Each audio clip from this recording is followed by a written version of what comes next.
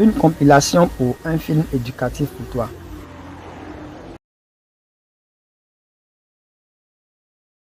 Le monde spirituel invisible. Cette animation est pour les chrétiens. Il y a un monde spirituel invisible tout autour de nous. Le monde spirituel invisible est sous la domination de Satan. Lire 2 Corinthiens 4, verset 4 et Jean 12, verset 31. Chaque être humain peut percevoir le monde physique. Le monde spirituel est un monde que chaque être humain est incapable de voir. Il y a un aveuglement spirituel, c'est-à-dire que chaque incroyant est incapable de voir le Christ et Dieu. Colossiens 1, versets 15 à 16. Beaucoup de chrétiens souffrent de myopie spirituelle. Lire 2 Pierre, chapitre 1, verset 9. L'enfant de Dieu et le disciple du Christ peut à la fois voir dans ce monde physique et aussi dans le monde spirituel. Voici Daniel qui est un homme dévoué à sa famille. Dans ce monde, il est un disciple du Christ.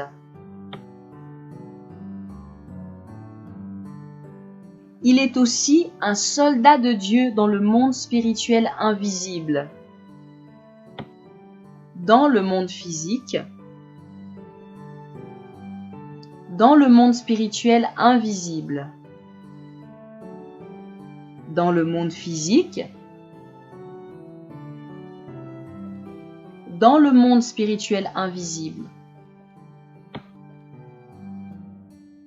Énormément de gens sont escortés et esclaves de démons invisibles. Dans le monde physique,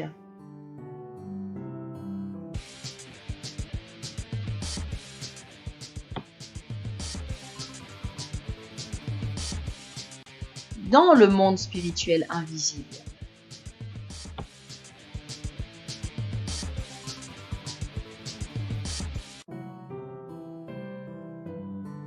Dans le monde physique, dans le monde spirituel invisible.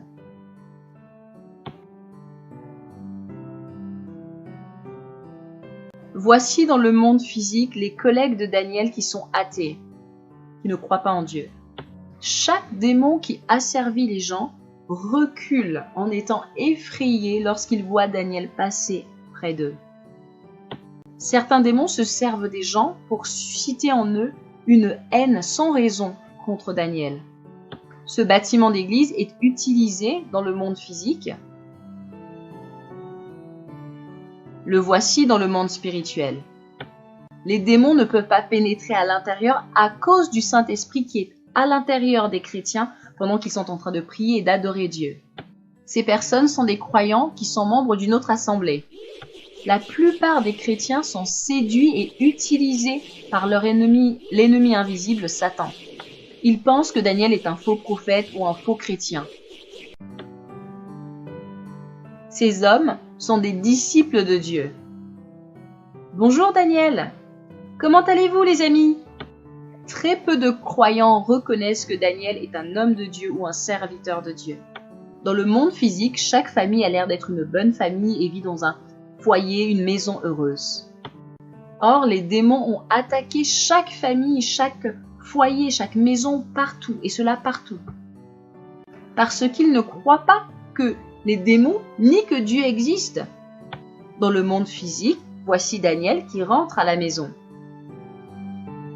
La maison de Daniel est protégée par les anges de Dieu contre Satan. La présence des anges n'est plus nécessaire parce que le Saint-Esprit et le feu sont en Daniel pendant qu'il rentre chez lui. Voici la femme de Daniel, Diane, ainsi que leurs 3 enfants dans leur maison dans le monde physique.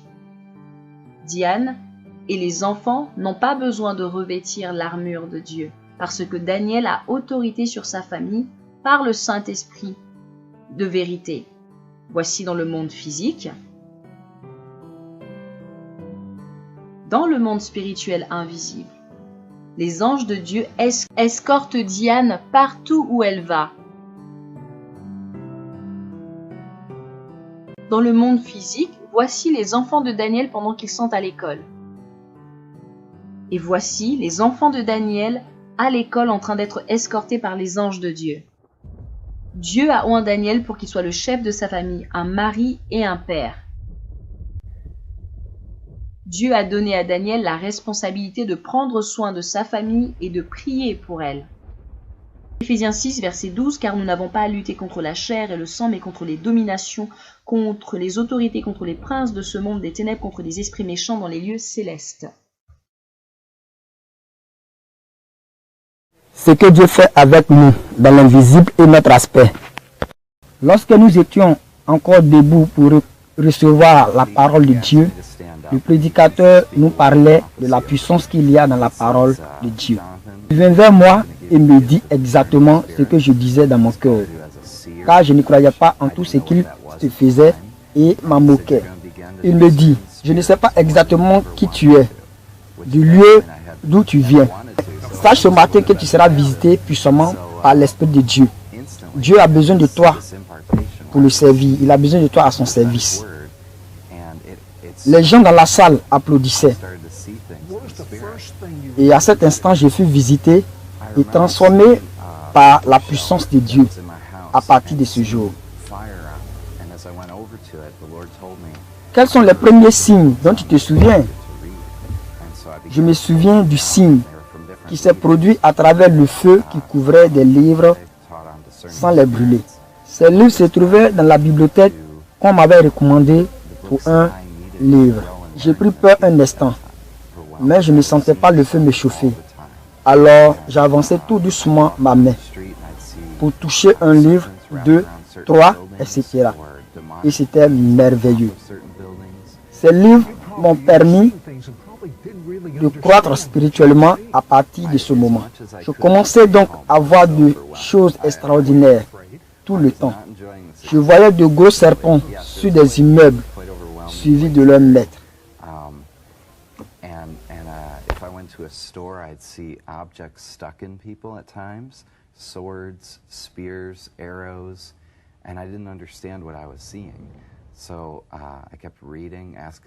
J'exhortais les autres à se donner véritablement à Christ en abandonnant leur mauvaise voie.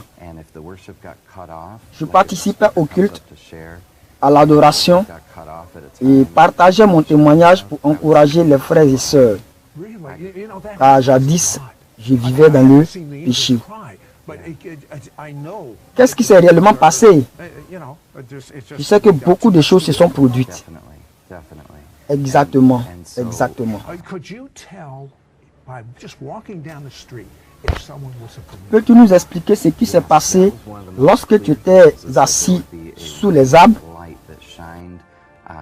Behind a believer, it was like it shined out in all directions, and you could tell who a believer was because they carried. Je voyais deux hommes causer. La lumière se dégageait du côté de l'autre, dans ma direction, alors que le second n'était pas éclairé. Et il y a également une dame dont le visage était couvert de ténèbres qui passaient près de moi. Et elle vivait dans le péché. Une autre dame vint s'asseoir avec un visage éclatant.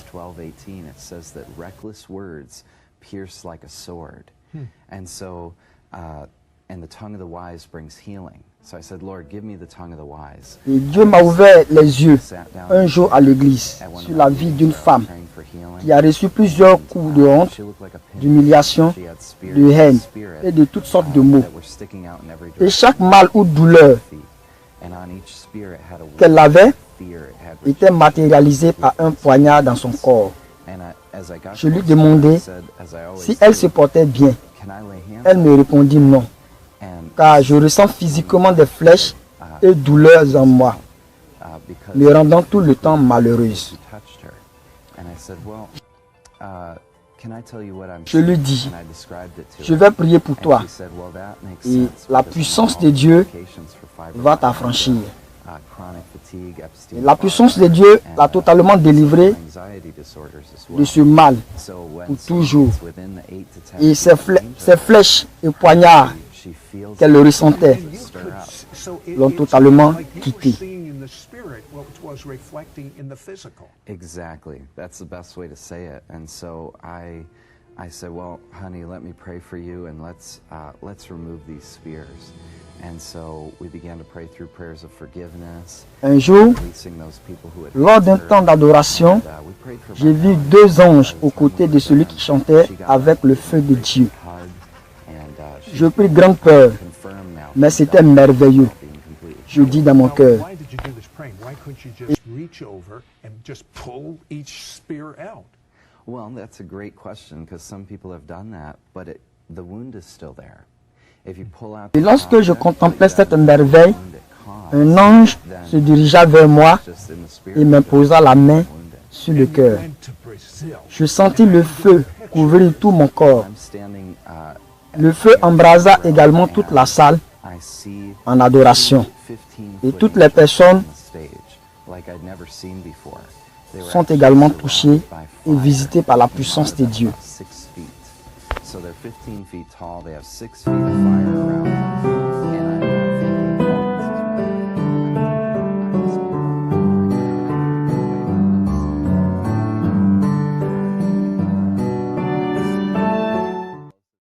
to me, Quand une église n'a pas une vie de prière et de sanctification, elle est envoûtée par l'ennemi qui en prend le contrôle. cover my Un immense serpent dans l'église. Cette animation est basée sur une histoire vraie.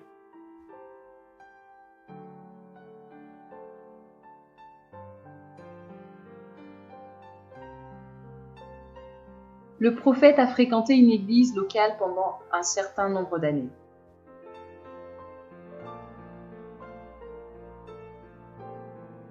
Les prédications.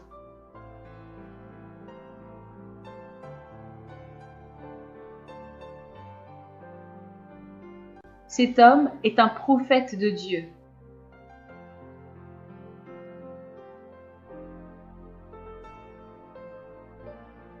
Prophète, je ne suis pas content avec les gens ici. Je n'accepte pas cette église.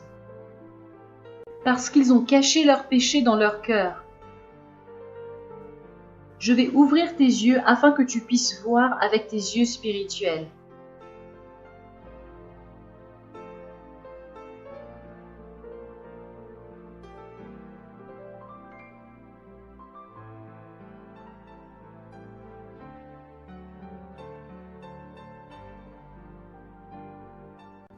Un énorme serpent dans l'église.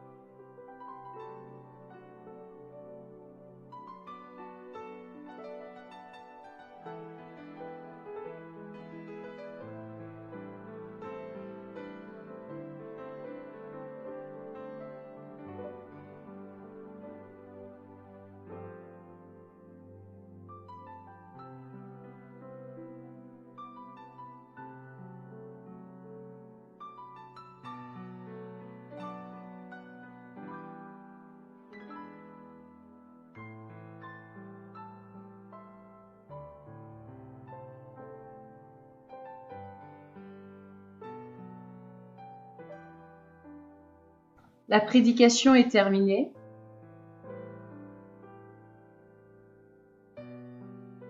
Le prophète parlait avec le pasteur de l'assemblée de l'église.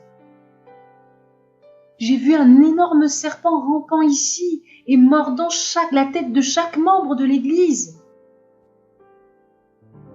Vous devriez leur dire de se repentir de leurs péchés maintenant. Ça suffit, ne les juge pas.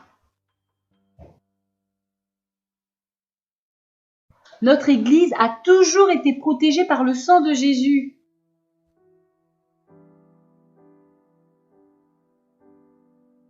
Tu t'es toujours plaint au sujet des membres de notre Église. Arrête de les juger. Mais je l'ai vu de mes propres yeux. Je te conseille de prendre un rendez-vous immédiatement pour faire tester ta vue. Quoi ?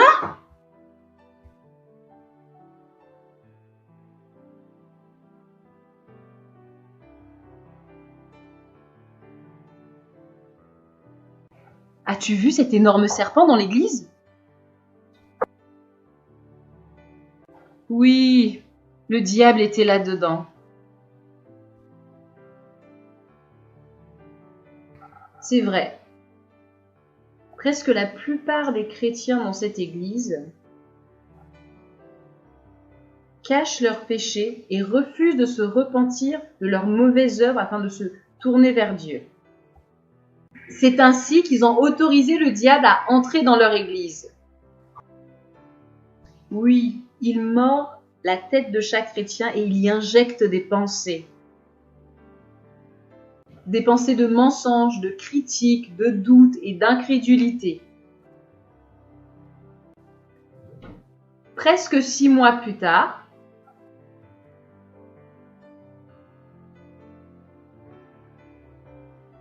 le prophète conduisait en direction de chez lui.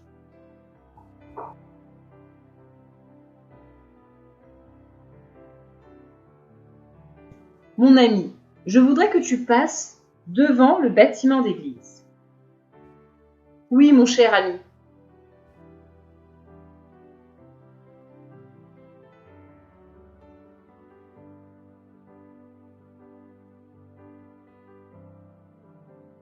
L'ancienne assemblée ou église locale du prophète.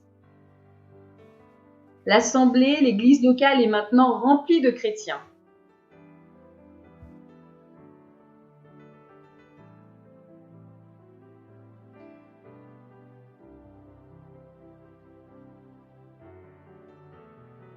Je vais ouvrir tes yeux afin que tu puisses voir avec tes yeux spirituels.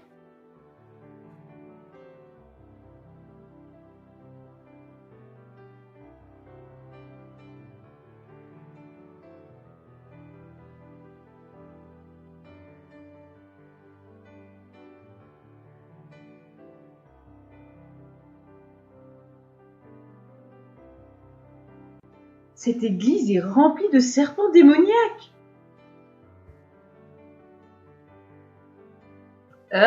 C'est dégoûtant. Ils ont refusé de se repentir de leurs péchés. Tous autant qu'ils sont esclaves de leur maître, le diable.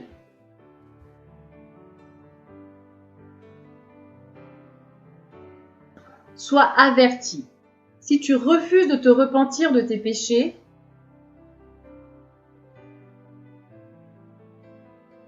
ou si tu refuses de pardonner à une personne qui t'a fait du mal, ne va pas à l'église locale, car les serpents démoniaques rentreront en toi, à moins que tu ne te repentes. Tu dois promptement te repentir, ou pardonner à toute personne qui t'a fait du mal. Les serpents démoniaques ne te toucheront pas si ton cœur est pur. Matthieu chapitre 5, verset 8. Bénis sont ceux qui ont le cœur pur, car ils verront Dieu. Que Dieu te bénisse. À toi qui as suivi cette animation, je veux te préciser ceci, que les serpents démoniaques ne pénètrent pas dans un chrétien seulement parce qu'il va dans une assemblée locale en ayant le cœur impur, mais parce que son cœur est impur, ce qui implique que tu peux ne pas aller dans l'assemblée locale, mais à partir du moment où tu gardes dans ton cœur des péchés, que tu ne t'en repens pas, que tu ne reviens pas à Dieu, ils ont un accès légal à ta vie et ils rentreront à l'intérieur de toi. C'est pourquoi l'urgence pour toi et pour moi à cet instant est de nous repentir, c'est-à-dire de nous détourner de nos péchés et de revenir à Dieu de tout notre cœur.